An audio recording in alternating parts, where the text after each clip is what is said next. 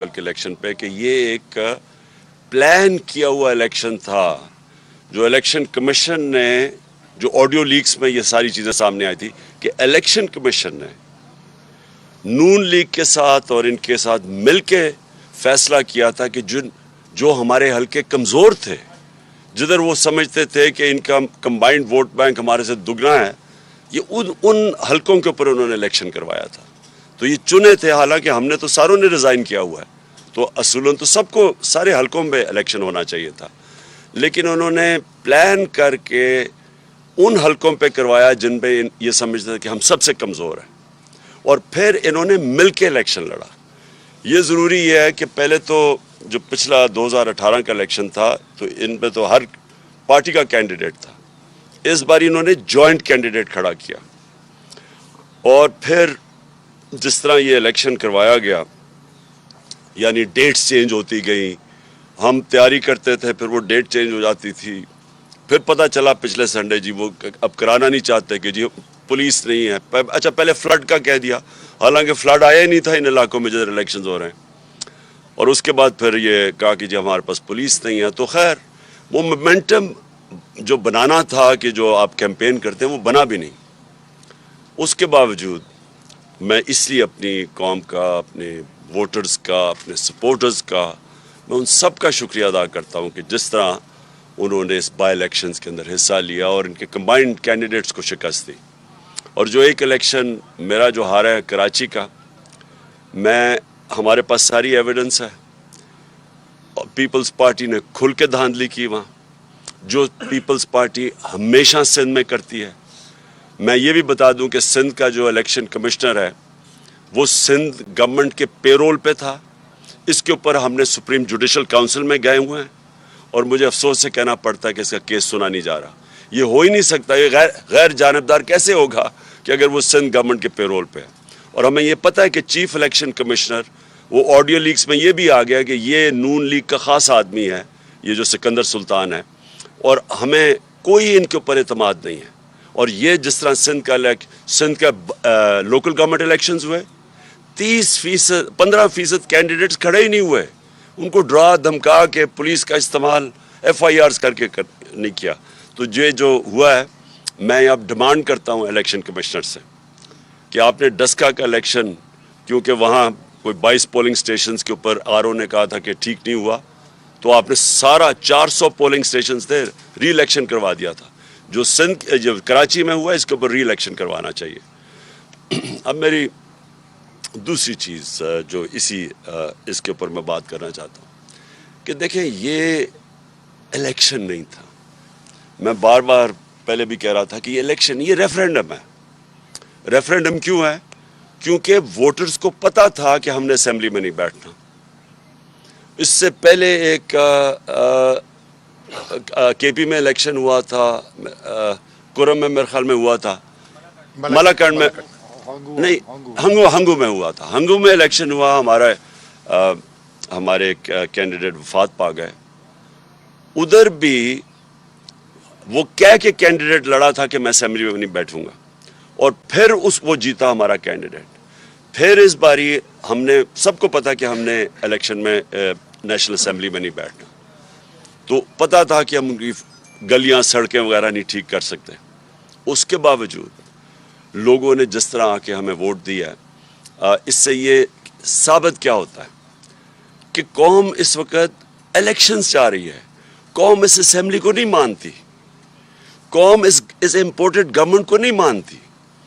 ये रेफरेंडम ये है कि पाकिस्तान, ये जो इम्पोर्टेड हुकूमत एक साजिश के तहत हमारे ऊपर मुसल्लत की गई, जो कि बाहर के डिक्टेशन के ऊपर चलती है, जो कि पाकिस्तान की खुददारी, हमारी खुद मुख्तारी, उसको कॉम्प्रोमाइज़ करके बैठी हुई है, जिसके लीडर्स 30 साल से चोरी कर रहे हैं, इनका पैसा मुल्क से बाहर पड़ा हुआ है, जिनके इंटरेस्ट ही पाकिस्तान में नहीं है, जो कि जब मौका मिलता है तो यहाँ से थोड़ा मसला आता है तो बाहर भाग जाते हैं, NRO लेके वापस आ जाते हैं।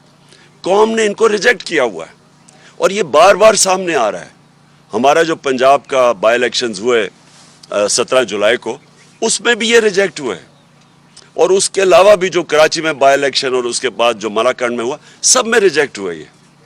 اور جو کل ورڈکٹ ہے، جو بھی اس ملک میں قوتیں ہیں، جو اس ملک کا سوچ رہی ہیں، یہ لوگ تو ملک کا نہیں سوچ رہے، کیونکہ ان کے پاس ان کا تو سٹیک، میں ریپیٹ کرتا ہوں، جن لوگوں کے اربوں ڈالر ملک سے باہر پڑے ہوں، ان کو کیا فرق پڑے گا کہ پاکستان نیچے جا رہا ہے، روپیہ نیچے جا رہا ہے، معیشت نیچے جا رہی ہے، مہنگائی بڑھ رہی ہے۔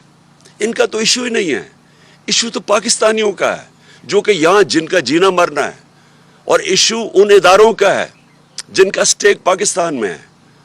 تو وہ کیا یہ دیکھ نہیں رہی کہ یہ کیا ہو رہا ہے ملک کے ساتھ، کہ یہ ایک لوگ آتے ہیں، اربوں اربوں روپے کی ان کی چوریاں، ان کی کرپشن کیسز۔ میں 3.5 سال کہتا گیا کہ یہ میرے سے ایک ہی چیز مانگ رہے ہیں، NRO، اور میں نہیں دوں گا ان کو۔ میں 3.5 سال کہتا گیا۔ پہلا دن اسمبلی میں انہوں نے جب تقریر نہیں کرنے دی، میں نے کہا کہ یہ مجھے بلیک میل کر رہے ہیں NRO کے لیے، اور مجھے افسوس سے کہنا پڑتا ہے کہ ان کے پہلے جنرل مشرف نے اس ملک کو سب سے زیادہ نقصان پہنچایا ان کو NRO دے کے۔ 10 سال میں پاکستان، یا ان کے جو 10 سال تھے، 4 گنا زیادہ پاکستان کا قرضہ بڑھا، ملک کو بینکرپٹ چھوڑ کے چلے گئے اور باہر بھاگ گئے۔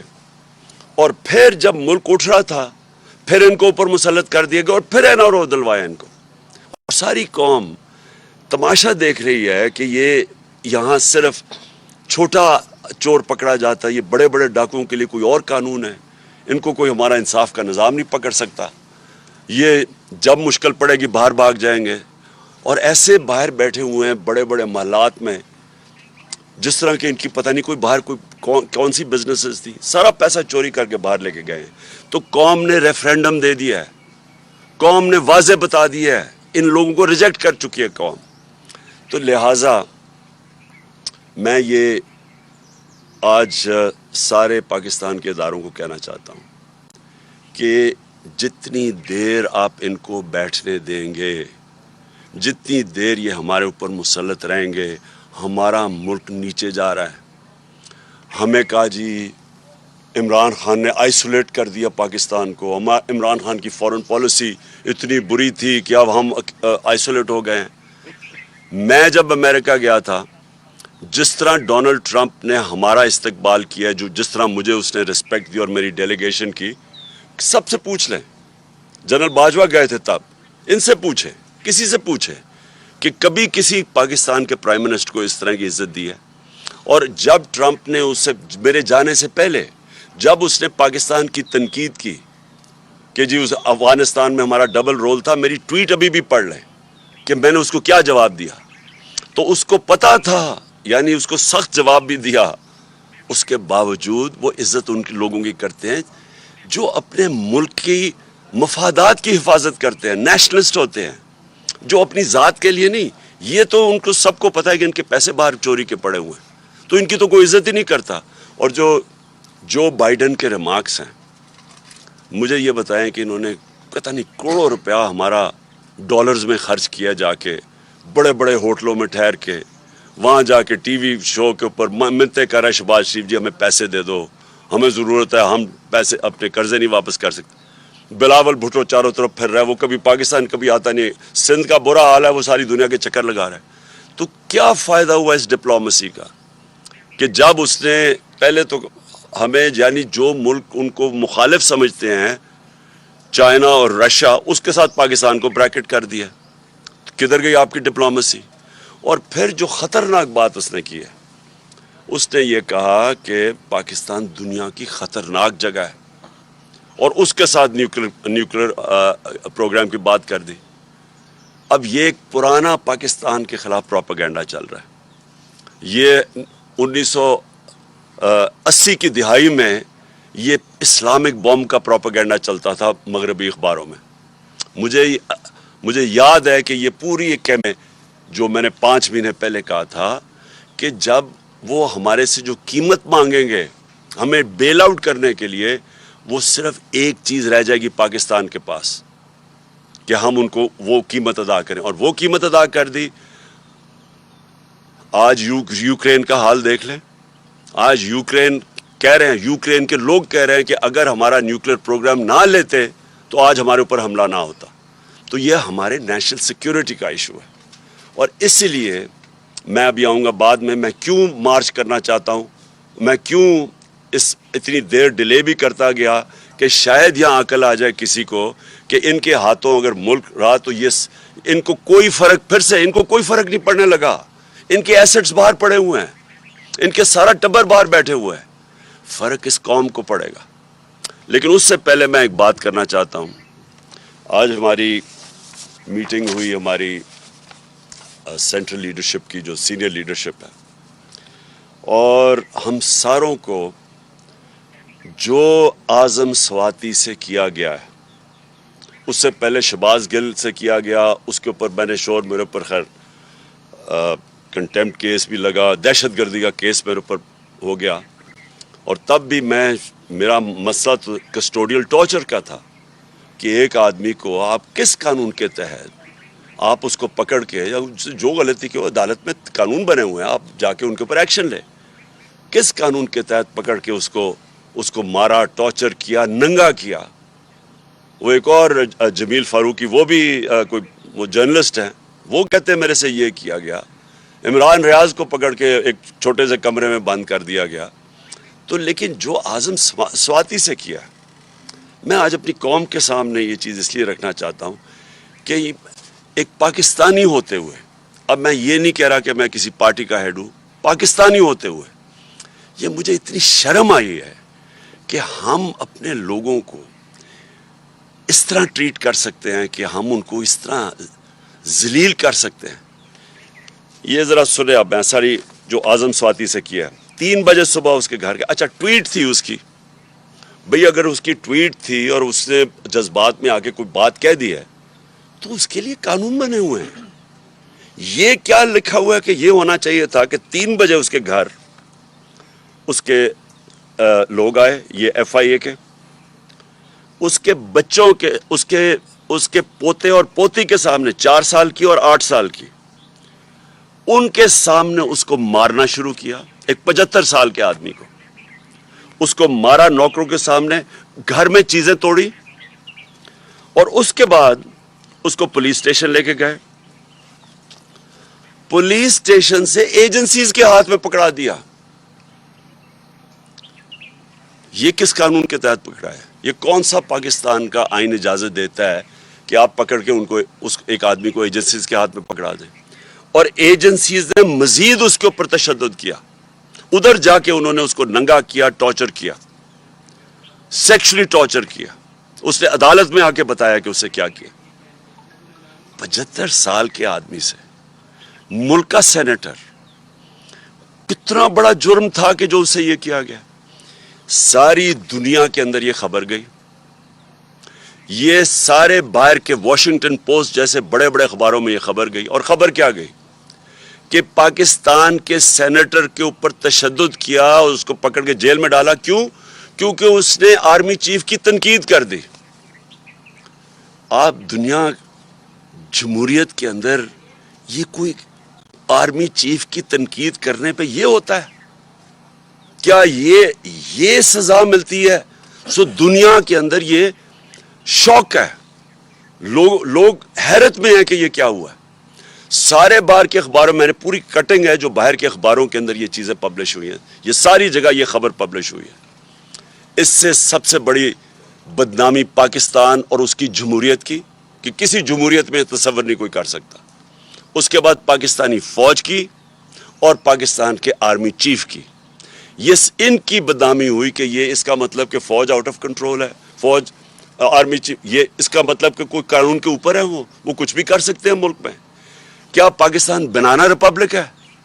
اور کیا ایک آئین ہمیں انسان کو ڈگنیٹی نہیں دیتا؟ کہ آئین ہماری عزت کو پروٹیکٹ نہیں کرتا کہ اس طرح انسان سے کیا جائے؟ اور ہم نے آج فیصلہ کیا کیا؟ ہم نے یہ فیصلہ کیا, سب سے پہلے تو میں سپریم کورٹ سے, جن کا کام ہے انسانوں کے فنڈامنٹل رائٹس کی حفاظت کرنا, میں ان سے کہتا ہوں کہ پہلے تو آپ کو جب وہ شہباز گل بتا رہا تھا اور پھر وہ جمیل فاروقی بتا رہا تھا کہ ان کو ننگا کیا گیا, ان کے اوپر آپ کو ایکشن نہیں لینا چاہیے تھا؟ اور آپ مجھے بتائیں کہ ملک کے سینٹ کو 75 سال نانا اور دادا اس سے یہ کیا گیا، کیا یہ سپریم کورٹ کی کوئی ذمہ داری نہیں ہے انسانوں کے فنڈامنٹل رائٹس کو پروٹیکٹ کرنا؟ ہم نے یہ اس کے علاوہ فیصلہ کیا، ہم پنجاب اور پختونخوا کی اسمبلی کے اسپیشل سیشن کال کریں گے اس ایشو کے اوپر۔ دوسرا، ہمارے سینیٹرز سپریم کورٹ میں پٹیشن فائل کریں گے۔ تیسرا، ہم انٹرنیشنل آرگنائزیشنز کو اپروچ کریں گے اب، جس کے اندر نمبر 1 ہیومن رائٹ کمیٹی جو جنیوا میں آن ٹارچر ہے، اس کی ICCPR جو ان کی ہے اس کے مطابق اس کے اوپر ہم ان کے اوپر پورا لکھیں گے کہ اس سے کیا ہوا ہے۔ یونائٹڈ نیشنز کا جو اسپیشل ریپورٹر ہے ٹارچر کے اوپر، اس کے پاس ہم بھیج رہے ہیں یہ۔ یورپین یونین کے ہیومن رائٹس کا جو اسپیشل ریپرزینٹیٹیو ہے ان کے پاس ہم یہ بھیج رہے ہیں ساری ڈیٹیلز۔ اور انٹرنیشنل پارلیمنٹری یونین بھی ہے پارلیمنٹیرینز کی، ان کے پاس بھی ہم یہ سارا بھیج رہے ہیں۔ اور مجھے بڑے افسوس سے کہنا پڑتا ہے کہ جو سینٹ کا چیئرمین ہے، مجھے افسوس سے کہنا پڑتا ہے کہ اس نے پروڈکشن آرڈر نہیں کیے۔ کس کے ڈر سے؟ کیا سینٹ کے چیئرمین کی یہ ذمہ داری نہیں تھی کہ اعظم سواتی کے پروڈکشن آرڈر دیتے؟ کس سے ڈرے ہوئے تھے وہ؟ اور میں آخر میں، جو آدمی ذمہ دار ہے اس کا، مجھے پتہ ہے کہ جب سے ایک آدمی کی پوسٹنگ ہوئی ہے اسلام آباد میں اس طرح کی چیزیں ہونی شروع ہو گئی ہیں۔ یہ جو سارے تشدد کے کیس ہیں جب سے وہ یہاں آیا تب سے ہوا ہے، اس کے خلاف ایکشن لینا چاہیے۔ یہ آدمی نے ملک کی بدنامی کر رہا ہے، یہ آدمی اس ملک کے آئین توڑ رہا ہے، اور یہ آدمی اداروں کو بدنام کر رہا ہے، یہ آدمی اداروں کے خلاف نفرتیں پیدا کر رہا ہے۔ اور اس نے اگر آرمی چیف کو خوش کرنے کی کوشش کی ہے، اور مجھے پورا یقین ہے یہ آرمی چیف کو نہیں پتا ہوگا کہ یہ جو ہوا ہے، اس نے نقصان پہنچایا ہے۔ اور میں آج ڈیمانڈ کرتا ہوں کہ اس کے اوپر ایکشن لیا جائے، کیونکہ جب سے یہ آیا ہے، کبھی کسی کو سوشل میڈیا کے لوگوں کو پکڑ کے دھمکیاں دے کو اٹھا کے لے جاتے ہیں، جو عمران ریاض سے ہوا، جو یہ ارشد شریف سے ہوا، جرنلسٹ کے پیچھے پڑے ہوئے ہیں۔ اور ہمارے یہ جو 2 کیسز ہوئے ہیں، ایک پروفیسر تھا جو شہباز گل، وہ کوئی دہشت گرد نہیں تھا، کوئی کرمنل نہیں تھا، وہ ایک پروفیسر تھا، اس سے یہ کیا، اس سے پکڑ کے جو اس کے حالات جو دیکھے، اور اب ایک سینیٹر سے یہ کیا ہے۔ اس کے اوپر فوری طور پہ میں ڈیمانڈ کرتا ہوں ایکشن لیں، کیونکہ یہ بدنام کر رہا ہے، یہ ملک کو نقصان پہنچا رہا ہے یہ انسان، اور اس سے فائدہ کچھ نہیں ہو رہا۔ یہ نہ سمجھے کہ اس سے کوئی اداروں کی عزت کرے گا، اس سے اداروں کے خلاف نفرت بڑھ رہی ہے۔ اب آخر میں لانگ مارچ کے اوپر آتا ہوں۔ دیکھیں، میں نے پوری انتظار، یعنی 25 مئی کے بعد، 25 مئی میں ہم نے کوشش کی کہ پرامن ایک پریشر ڈالے جائیں، جو کہ گورنمنٹ کا، جو اپوزیشن پولیٹیکل پارٹیز کا کام ہے، کہ ہم آئین کے اندر رہتے ہوئے ایک پریشر ڈالیں کہ ایک ایسا سیٹ اپ لے آئے ہیں جو کہ ساری نظر آ رہا تھا کہ پبلک اس کو ایکسیپٹ ہی نہیں کر رہی۔ کبھی پاکستان میں خود اس طرح پبلک نکلی نہیں، کبھی ایسے نہیں ہوا۔ تو جب پبلک نہیں ایکسیپٹ کر رہی، اور انہوں نے وہاں سندھ ہاؤس میں منڈی لگی ہوئی ہے کہ آپ نے قیمتیں لگا کے لوگوں کے ضمیر خرید کے لوٹے بنا کے تو آپ نے اسمبلی کرائی ہے، اور پھر واضح اب تو سب کو پتہ چل گیا نا سائفر کا، کیونکہ میں ان کا شکریہ ادا کرنا چاہتا ہوں ان کا یہ جو آڈیو لیکس میں، کہ اب ساروں کو پتہ چل گیا، پہلے تو کہتے تھے سائفر ہے ہی نہیں، اب سب کو پتہ چل گیا کہ سائفر ہے۔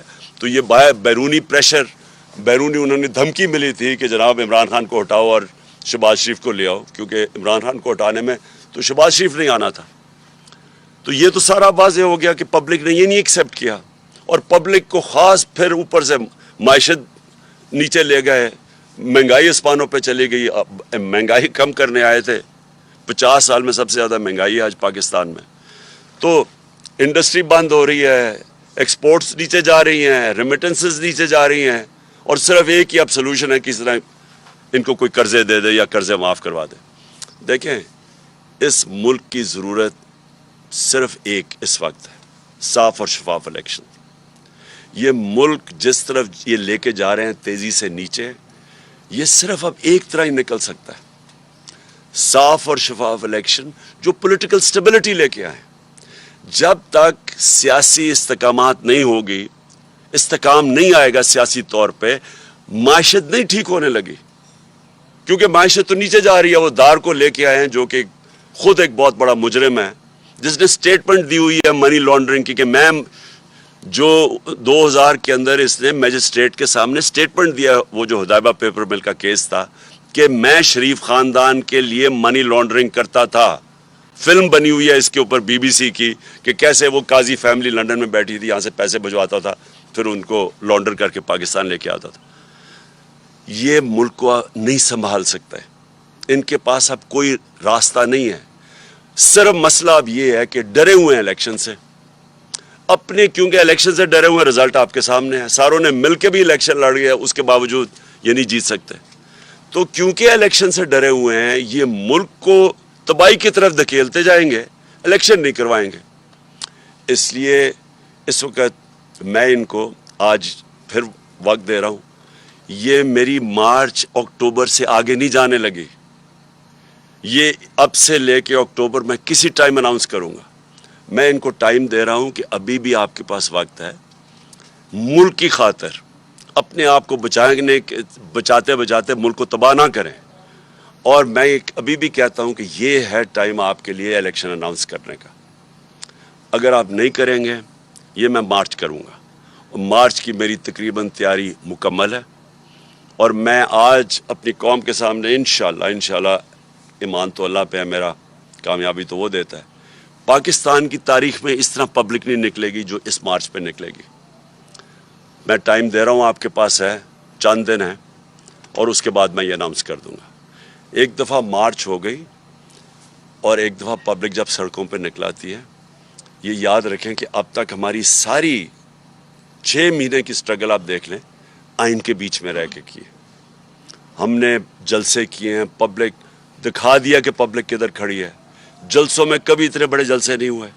ہم نے یہ بھی دکھا دیا کہ جب الیکشن آیا 17 جولائی کا, تب بھی کہ پبلک کدھر کھڑی ہے. اب پھر الیکشن میں, بائی الیکشن جو بھی بیچ میں, سب کو پتہ پبلک کدھر کھڑی ہے. اور یہ مارچ میں پتہ چل جائے گا کہ پبلک کدھر کھڑی ہے. ایک چیز آخری میں میری بات, کہ دیکھیں سری لنکا میں کیا ہوا. سری لنکا میں پبلک جب خود آ جاتی ہے سڑکوں کے اوپر, اور وہ صرف 2.5 کروڑ لوگوں کا ملک ہے, یہاں ہے 22 کروڑ لوگوں کا ملک, اور یہاں ایک دفعہ پبلک سڑکوں پہ آ گئی, یہاں کوئی کسی کے پاس طریقہ نہیں ہے کہ اس کے بعد کیوس کو کون روکے گا. اور ابھی تک سڑکوں پہ کیوں نہیں آئی؟ جو انہوں نے خاص طور پہ یہ جو 5 مہینے میں انہوں نے جو مہنگائی کی ہے 50 سال میں سب سے زیادہ, جو بجلی کے بل, ساری چیزیں جو مہنگی ہوئی ہیں اور انڈسٹری بند ہو رہی, اس لیے سڑکوں پہ نہیں آئی, کیونکہ ایک پولیٹیکل پارٹی ان کو منظم طریقے سے احتجاج میں لے کے جاتی ہے اور واپس لے آتی ہے. لیکن ایک دفعہ جب ہم مارچ اناؤنس کر دیں گے اور اس وقت پبلک سڑکوں پہ اوپر آ جائے گی, تو یہ پھر یہ یاد رکھنا کہ وہ اور جس طرح کی پبلک نکلے گی, وہ پھر اس کا کوئی گارنٹی نہیں کر سکتا کہ جب اتنی پبلک اور جتنی تعداد میں انشاءاللہ پبلک نکلے گی تو اس کا پھر کیا نتیجہ آئے گا.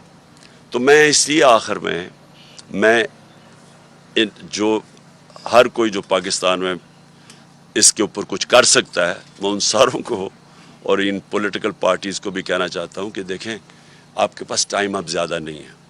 ہم یہ اکتوبر کے آگے نہیں جانے لگے, ہم نے فیصلہ کر چکے ہیں. ہماری تیاری جس طرح میں نے کہا تقریباً مکمل ہے, اور میں یہ کسی وقت بھی چند دنوں کے بعد میں یہ اناؤنس کر دوں گا. جناب عمران خان صاحب, ہمیشہ ہر پریس کانفرنس پہ ہم سوال کرتے ہیں کہ مذاکرات ہو رہے ہیں کیا تحریک انصاف کے کسی کنفیوژن ہے خان صاحب, ابھی تک واضح طور پہ نہیں کہا جا رہا, کیا واقعی کسی لیول پہ مذاکرات تحریک انصاف کے ہو رہے ہیں؟ خان صاحب اسی کے ساتھ ایک یہ جوڑ لیں کہ آج سینئر صحافی ان کا بھی بات صبح میں سن رہا تھا, انہوں نے یہ انکشاف کیا کہ کل کے نتائج کے بعد کوئی 4 سینئر ترین جرنل جو ہیں وہ آپ سے ملے ہیں. تو اس کی ذرا وضاحت کر دیں کہ کیا واقعی یہ درست ہے؟ اور وہ جو ٹکا ثانی نے سوال کیا کہ مذاکرات اگر ہو رہے ہیں تو کس لیے؟ دیکھیں مذاکرات کیا میں کہوں کہ ہو بھی رہے ہیں نہیں بھی ہو رہا ہے، یعنی ان کے اندر ابھی تک کوئی جو بھی تھوڑی ہماری بیک چینلز پہ ہوا ہے کوئی اس طرح کی کلیئرٹی نہیں ہے ابھی تک. وہ کلیئرٹی مجھے پتہ کیوں نہیں ہے، کیونکہ وہ نواز شریف ڈرا ہوا ہے الیکشن سے. وہ جب تک نہیں فیصلہ کرے گا الیکشن نہیں ہوگا. اب اس کو خوف آیا ہوا ہے کہ اگر یہ ساری پارٹیز نے مل کے بھی اور پھر بھی نہیں جیت سکیں تو ان کو خوف آیا ہوا ہے کہ الیکشن اگر ہوں گے تو وہ ہار جائے گا. اور وہ ڈرا یہ ہوا ہے کہ اگر اور وہ چاہتا یہ ہے کہ یہ کھینچتے جائیں اس کو بشک ملک کا بیڑا غرق ہو جائے، کیونکہ پیسہ اس کو تو فرق ہی نہیں پڑتا ملک کا بیڑا غرق ہو. تو لیکن وہ یہ چاہتا ہے کہ اگر شاید یہ لمبا چلتا جائے تو یہ جو ویو ہے تحریک انصاف کا یہ نیچے آنا شروع ہو جائے گا. اور میں یہ سن رہا ہوں پچھلے 6 مہینے سے کہ جی اب گرمی آئے گی تو کم ہو جائے گا، اب روزے ہوں گے تو ویو کم ہو جائے گا. پھر کسی نے کہا جی اب یہ تو ویو تو بڑھتا جا رہا ہے. تو لیکن وہ ڈرا ہوا ہے کہ وہ چاہتا ہے کہ تھوڑا ٹائم لمبا ہو، 10 مہینے 1 سال ہو جائے تاکہ ویو کم ہو تب الیکشن کروائے. اور تب تک ملک کو جو نقصان ہوتا ہے اس کا فکر ہی نہیں، کیونکہ وہ تو باہر بیٹھا ہوا ہے. عمر سے ایک سیکنڈ ذرا عمر سے کر لیں سر، اس کی پرسوں شادی جی ہوئی ہے، ہاں اس لیے امپورٹنٹ ہے اس کی. جی عمر بتائیے گا ابھی جو کل ضمنی انتخاب ہوا اس میں جو ووٹوں کا تناسب ہوا، آپ کے ووٹوں میں اضافہ ہوا. پہلی بار لوگ یہ بات کر رہے ہیں کہ جو جلسوں کا موب ہے وہ ووٹرز میں کنورٹ ہوا ہے. سر ایک تو یہ بتائیے گا کہ ابھی جو آپ دیکھ رہے ہیں اگر انتخابات ہوتے ہیں تو کیا آپ کی پارٹی جو آپ نے ٹکٹیں تقسیم کرنی ہے آپ کی وہ پلاننگ بھی آپ نے کی ہوئی ہے کہ اس حساب سے آپ جو ٹکٹ تقسیم کریں گے اس میں، کیونکہ لوگوں نے آپ کو ووٹ زیادہ دیا لیکن دوسرے اگر کینڈیڈیٹ ملتان کی بات کریں تو وہاں پر آپ کی جو پارٹی ہے وہ ہاری ہے. تو کیا آپ کو لگتا ہے کہ اس میں جو موروثی سیاست کا ایک عنصر تھا وہ آپ کی پی ٹی آئی کے لوگوں نے اس کو قبول نہیں کیا؟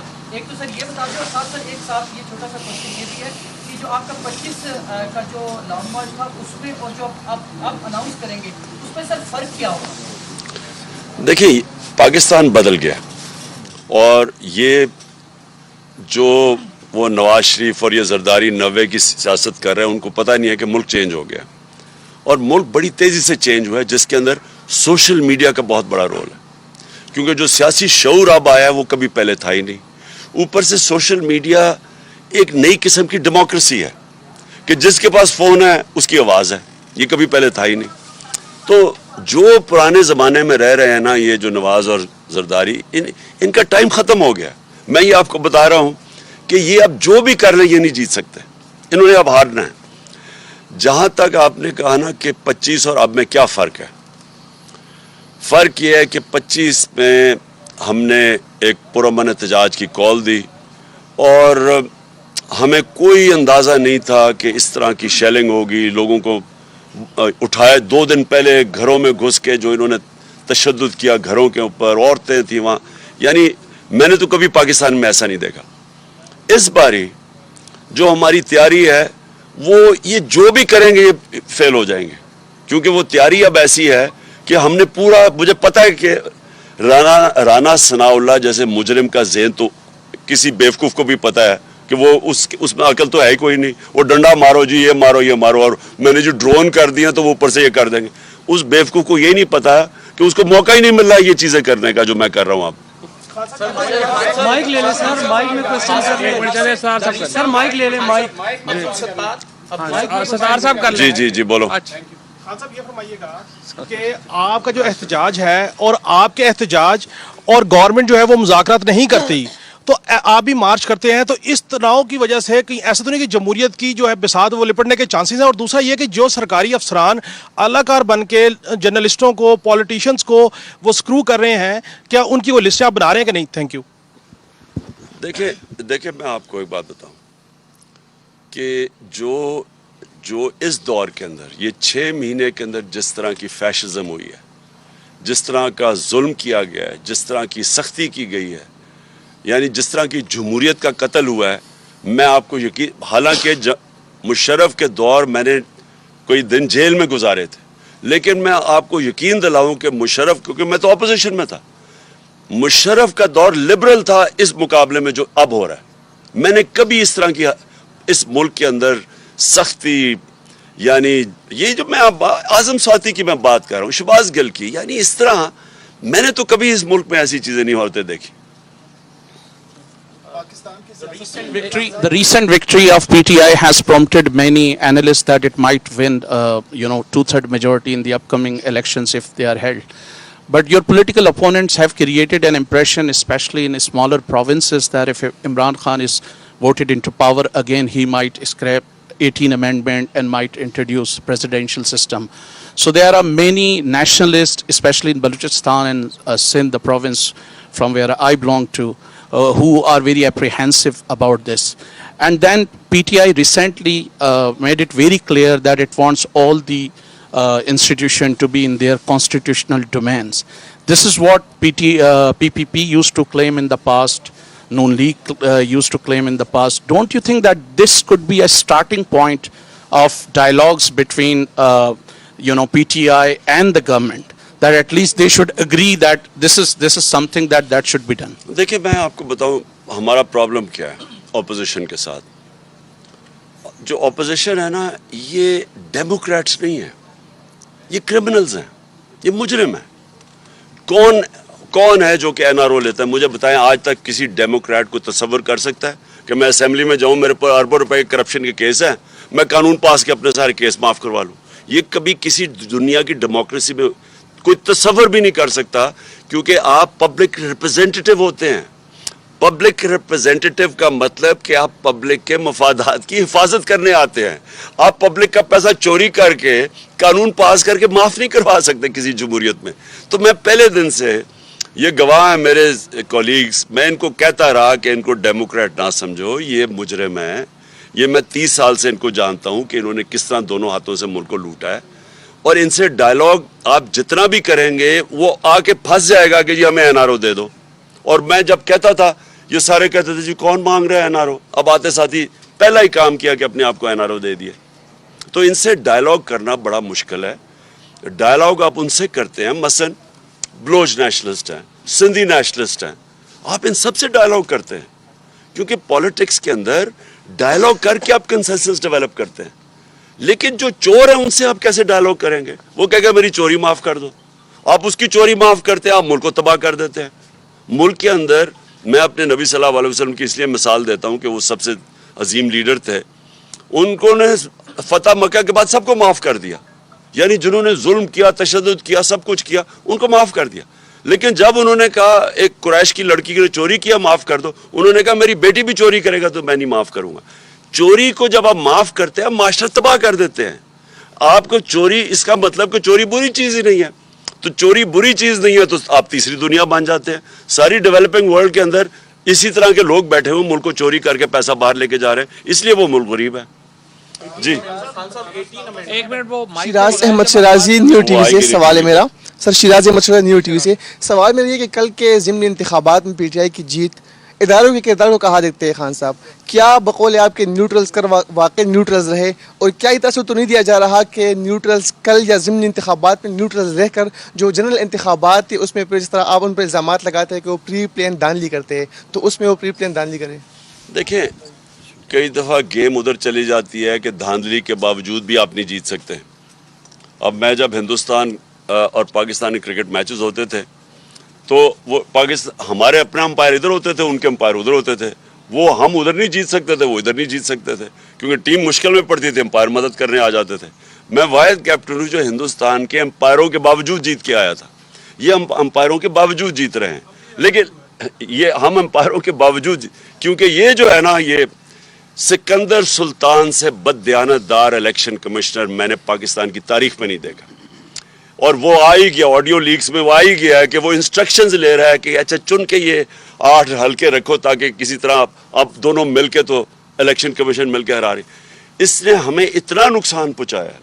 ये इस तरह होता है कि ये नून लीग का एक हिस्सा है, उनके साथ बैठ के इसने, जो पंजाब के भी ज़िमनी इलेक्शन थे जो 20 हुए थे बाई इलेक्शंस, उधर भी जाके सारा वक्त वो मरियम और उसके साथ बैठा होता था, हमजा के साथ, ये सारा वक्त प्लान हल्के बनाने के अंदर ये सारा इसने उनके साथ मिलकर काम किया है, और इसके बावजूद हम जीतते हैं। لیکن الیکشن کمیشن دیکھیں اس نے سب سے بڑا ظلم کیا کہ اس نے ای وی ایم مشینز نہیں آنے دی.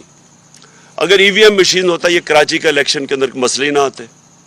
وہ اب گھسے ہوئے ہیں پولیس والے اندر اور وہ سٹیمپس لگا رہے ہیں.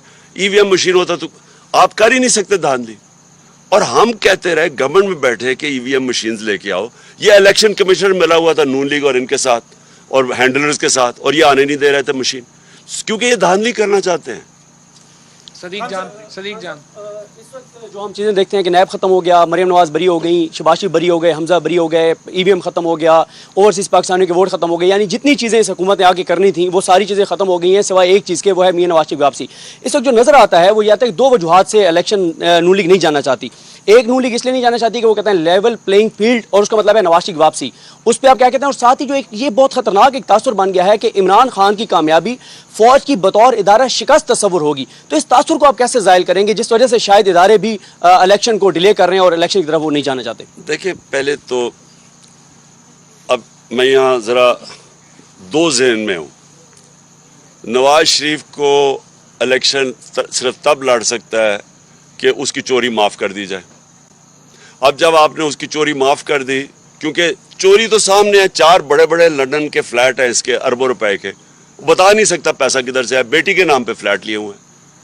اس سے بڑا کیا, یعنی ثبوت کیا چاہیے آپ کو؟ وہ تسلیم کر رہے کہ ہاں یہ ہمارے فلیٹ ہے, اور وہ تسلیم بھی تب کیا جب پیناما کے اندر انکشاف ہوا.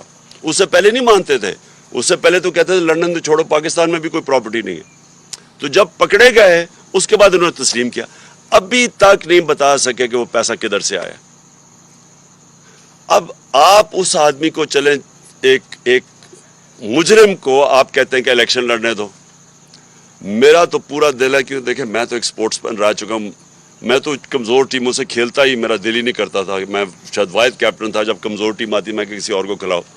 تو میں تو چاہتا ہوں کہ وہ آئے اور اس کے ساتھ میرا مقابلہ ہو, لیکن ساتھ ساتھ یہ سوچ لیں کہ پھر ہم نے مجرموں کو, یعنی جرم میں کوئی بری چیز ہی نہیں ہے, کوئی بھی آ کے الیکشن لڑ لے. ویسے جو این آر او مل گیا اب مجھے لگتا ہے وہ ویسے بری ہو جائے گا, تو چلو اچھا آئے مقابلہ کرے. لیکن وہ اتنا ڈرپوک آدمی ہے, وہ تب تک نہیں میچ کھیلتا تھا جب تک اس کا اپنا امپائر کھڑا نہ ہو. جمخانہ کلب کے اندر آج بھی کسی سے پوچھ لیں, بڑے لوگ ہیں یا ابھی جو کھیلتے تھے ہمارے ساتھ, یہ سلمان لوگی سے پوچھ لیں, جو وہ پہلے اپنا امپائر لے کے آتا تھا دونوں طرف, پھر کھڑا ہو کے بیٹنگ کرتا تھا. بلکہ وہ 1-2 صحافیوں نے بھی یہ اس کے اوپر لکھا ہوا ہے. تو وہ کبھی کھیل ہی نہیں سکتا میچ صحیح طرح نیوٹرل امپائر سے. اداروں کی شکست, دیکھیں اداروں کی آپ نے دیکھیں, کون چاہتا ہے کہ اپنے ملک کے اداروں کے ساتھ آپ کا مقابلہ ہو؟ یعنی وہ تو اپنا ہی نقصان کرنا ہے نا, ملک کا نقصان ہے. ملک کی سب سے بڑی پارٹی کا کسی بھی ادارے کے ساتھ اگر کلیش ہوتا ہے, عدلیہ ہو, فوج ہو, نقصان تو ملک کا ہے. اور ہم نے پوری کوشش کی ہے, حالانکہ کئی جگہ ہمیں کارنر بھی کیا گیا ہے, میں یہ کہوں گا کہ ہمیں دیوار کے ساتھ بھی لگایا گیا ہے, لیکن اس کے باوجود میں نے پوری کوشش کی ہے کہ ہم کوئی ایسی چیز نہ کریں کہ ہمارے اداروں کو نقصان پہنچے.